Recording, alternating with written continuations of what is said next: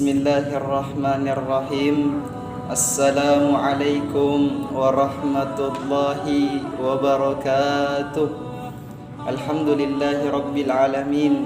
Wassalatu wassalamu ala sayyidina Muhammad amma ba'du. Alhamdulillah, itulah untaian mutiara yang paling pantas terucap oleh lisan seorang hamba yang hina ini untuk senantiasa memanjatkan puji syukur kehadirat Allah Subhanahu wa taala.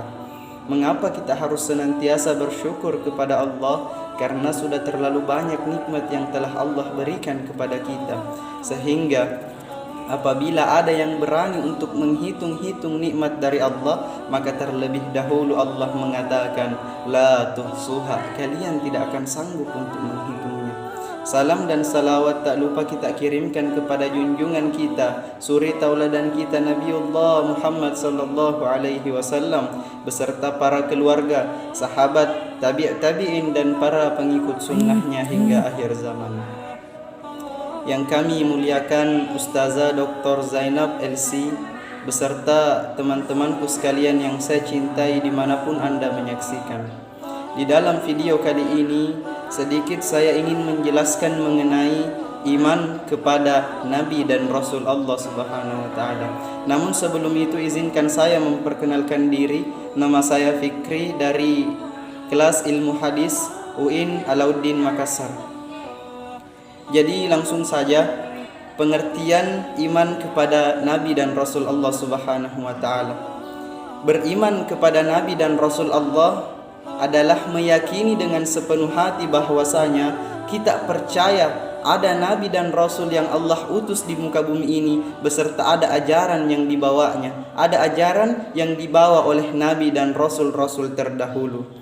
Beriman kepada Nabi dan Rasul merupakan rukun iman yang keempat setelah beriman kepada kitab-kitab Allah Subhanahu wa taala. Maka dari itu, sebagai orang yang mengaku dirinya beragama Islam, sebagai orang yang mengaku dirinya orang yang beriman, maka ia berkewajiban untuk yakin, untuk percaya terhadap adanya Nabi dan Rasul yang telah Allah utus di muka bumi ini. Yang mana ketika kita sebagai orang yang Islam telah percaya, telah yakin bahwasanya ada Nabi dan Rasul yang diutus oleh Allah, maka secara otomatis kita pun akan mengikuti ajaran yang dibawa oleh Nabi dan Rasul terdahulu. Yang mana ketika ajaran dan risalah dari Nabi dan Rasul terdahulu telah kita ikuti, telah kita aplikasikan dalam kehidupan sehari-hari, maka tunggulah kebahagiaan akan berada pada diri kita, bukan hanya di dunia, terlebih-lebih lagi di akhirat kelak. Lalu apa perbedaan Nabi dan Rasul? Apa itu Nabi dan apa itu Rasul? Di sini saya mengutip perkataan ulama kita, yaitu Ustadz Adi Hidayat LCMA. Ia mengatakan bahwasanya Nabi dan Rasul itu mempunyai persamaan dan juga mempunyai perbedaan. Adapun persamaannya, Nabi dan Rasul sama-sama utusan Allah Subhanahu wa taala. Nabi dan Rasul ini sama-sama manusia biasa yang Allah utus di muka bumi ini untuk menjadi khalifah. Nabi dan Rasul sama-sama seperti manusia yang pada umumnya, yang diberikan akal, yang diberikan hawa nafsu dan syahwat. Tapi apa? Nabi dan Rasul ini merupakan manusia pilihan langsung dari Allah Subhanahu wa taala yang mempunyai keagungan-keagungan tertentu. Itulah persamaan Nabi dan Rasul. Adapun perbedaan di antara Nabi dan Rasul ini, jikalau Nabi Allah berikan wahyu kepadanya, Allah berikan risalah kepadanya untuk dirinya sendiri, untuk kepentingan dirinya sendiri. Beda dengan Rasul. Rasul itu Allah berikan risalah dan wahyu kepadanya untuk dirinya sendiri, dan ia berkewajiban untuk menyampaikan kepada umatnya. Jadi kesimpulannya, Nabi itu diberikan wahyu tidak berkewajiban untuk menyampaikan, sedangkan Rasul diberikan wahyu berkewajiban untuk menyampaikan kepada umatnya. Selanjutnya, apakah tugas dari diutusnya Nabi dan Rasul di muka bumi ini? Pada kesempatan ini saya akan menjelaskan beberapa tugas Nabi dan Rasul, tapi tidak menjelaskan semuanya karena waktu kita terbatas.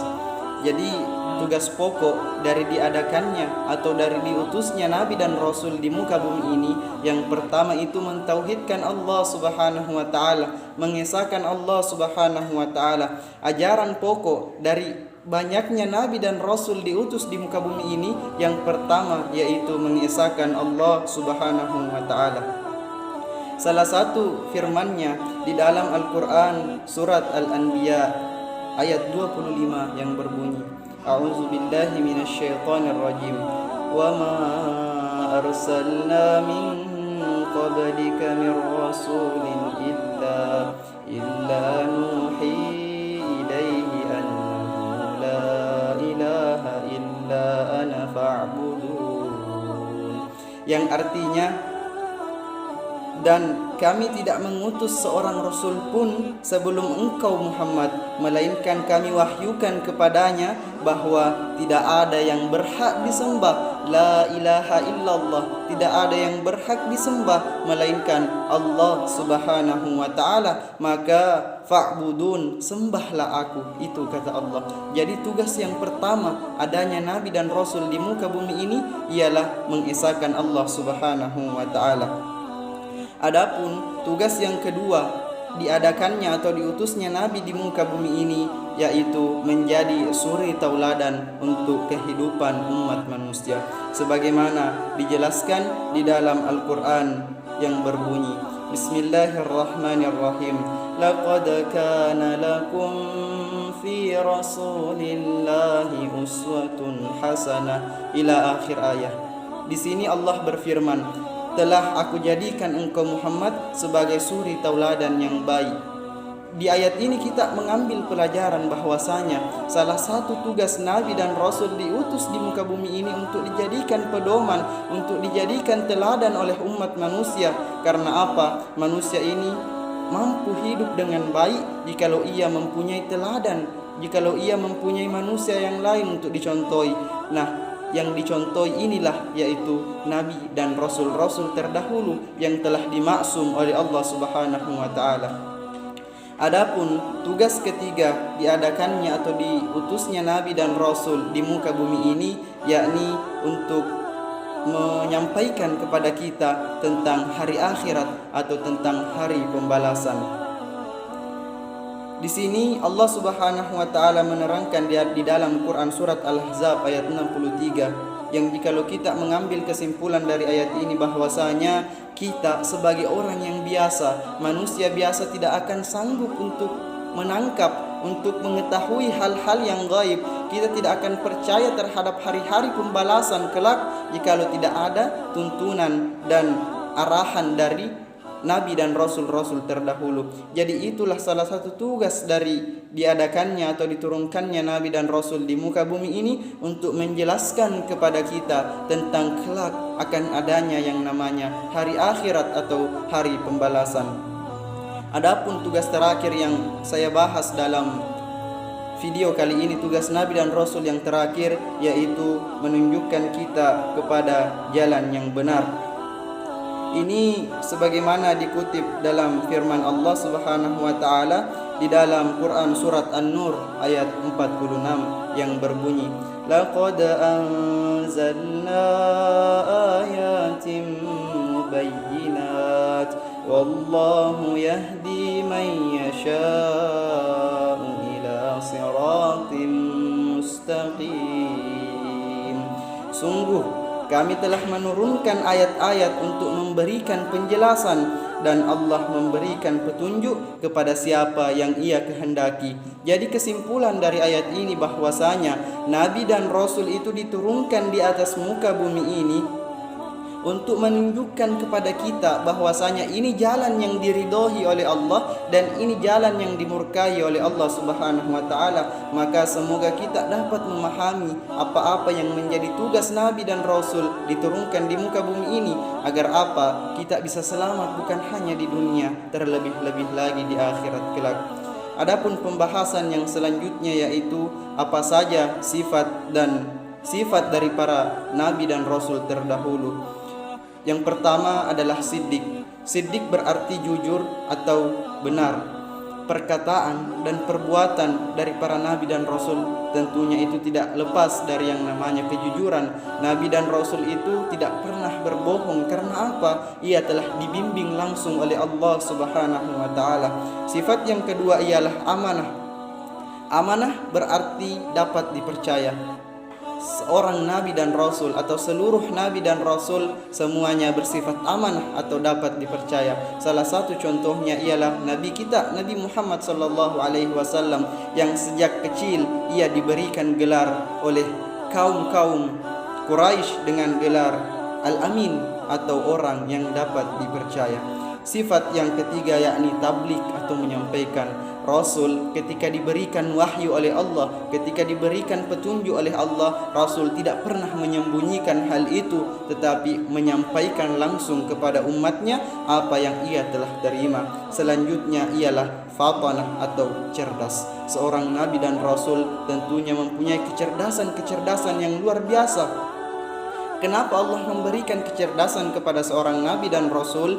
Itu karena nabi dan rasul menghadapi kaum musyrikin yang cerdas pula. Tidakkah kita lihat kecerdasan dari Nabi Ibrahim alaihi salam ketika menghancurkan patung-patung? Tidakkah kita ingat kecerdasan Nabi Muhammad ketika dahulu kabilah-kabilah Arab itu bertengkar untuk mengangkat Hajar Aswad, namun dengan kecerdasan Nabi Muhammad para pemuka Arab ini berdamai. Itu karena apa? Kecerdasan dari Nabi Muhammad sallallahu alaihi wasallam. Itulah 4 sifat dari nabi dan rasul. Yang pertama saya ulangi, siddiq, yang kedua amanah, yang ketiga tabligh, dan yang keempat ialah fatanah. Selanjutnya di sini saya akan membahas sedikit tentang mukjizat Nabi Muhammad. Salah satu mukjizat Nabi Muhammad yang sampai saat ini masih kokoh, yang sampai saat ini masih kita rasakan ialah Al-Qur'anul Karim. Al-Quran merupakan kitab yang sampai saat ini dan hingga akhir zaman akan kita pegang, yang mana ketika kita berpegang teguh ke dalamnya, maka tunggulah keselamatan akan menghampiri kita di dunia dan di akhirat. Karena Rasul pernah bersabda, ketika engkau berpegang kepada Al-Quran dan As-Sunnah, maka engkau akan selamat. Itulah yang dapat saya sampaikan sebagai kesimpulan, sebagai orang yang mengaku diri kita beriman. Kita mengaku diri kita adalah beragama Islam, maka marilah kita percaya terhadap Nabi dan Rasul.